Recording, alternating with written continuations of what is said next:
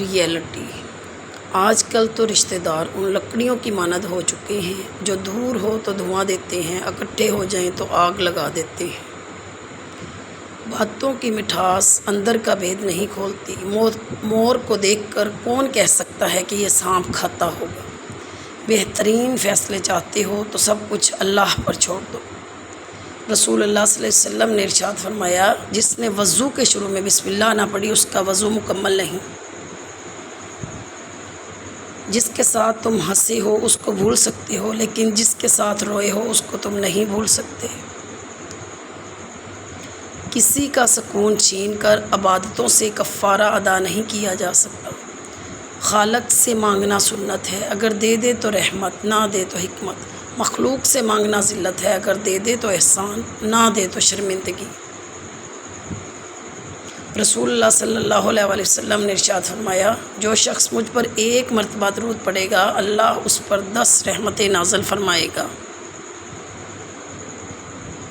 موت کی تکلیف۔ حضرت عیسیٰ اپنی والدہ کی وفات کے بعد ان کی قبر پر گئے اور اپنی والدہ حضرت بی بی مریم سے فرمایا، پیاری اماں جان، میں اللہ کے حکم سے مردوں کو زندہ کرتا ہوں، اگر آپ حکم دیں تو میں آپ کی زندگی مانگوں؟ حضرت بی بی مریم نے فرمایا، دنیا اور اس کی زندگی بہت خوبصورت ہے، مگر میں موت کی تکلیف دوبارہ نہیں دیکھ سکتی۔ اللہ اکبر! یہ ایک نبی کی ماں کا کہنا ہے، ہم جیسے گناہ گاروں کا کیا ہوگا؟ پلیز نماز قائم کریں۔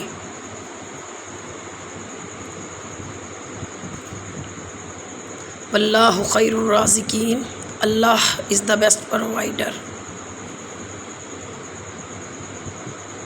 حق کے راستے میں سب سے بڑی سختی یہ آتی ہے کہ انسان تنہا رہ جاتا ہے۔ مجھے قدرت کے ایک عمل سے بہت پیار ہے، مکافات عمل۔ سکون سا آ جاتا ہے یہ لفظ سن کر کہ جو جیسا کرے گا ویسا بھرے گا۔ یا اللہ، آزمائشوں کے قابل نہیں ہیں ہم، بس اپنی رحمتوں سے نواز دیں۔ آمین ثم آمین۔ نصیحت وہ سچی بات ہے جسے ہم کبھی غور سے نہیں سنتے، اور خشامت ایک بدترین دھوکہ ہے جسے ہم پوری توجہ سے سنتے ہیں۔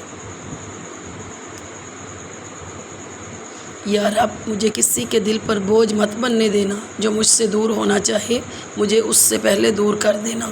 آمین ثم آمین۔